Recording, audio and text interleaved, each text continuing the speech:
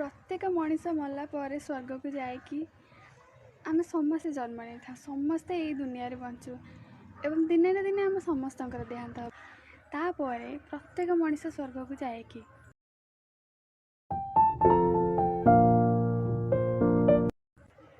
आसतु देखा बाइबल ए विषय कौन कौन अध्याय 3 रे जीशुख्रीष्ट कही अच्छी सत्य सत्य मु तुमको कहूँगी पुनर्बार जन्म नहेले केही ईश्वर का राज्य देखिपारे नाही।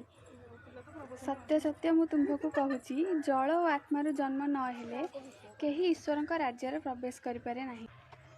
देखु आमे जदि रक्त मांसर शरीरटे होगी गोटे मनीष होगी जन्म नहीचे ताले आमे आम बापा माँ सहित घरे रही पारबानी किंबा उत्तराधिकारी भी हो पारबानी।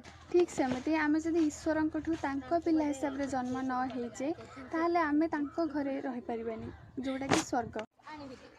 कारण रक्त मांस शरीर केवल गोटे शरीर जीवन को जन्म दे पार मात्र पवित्र आत्मा जे कि ईश्वर निजे से आत्मिक व आध्यात्मिक जीवन को जन्म दियंती।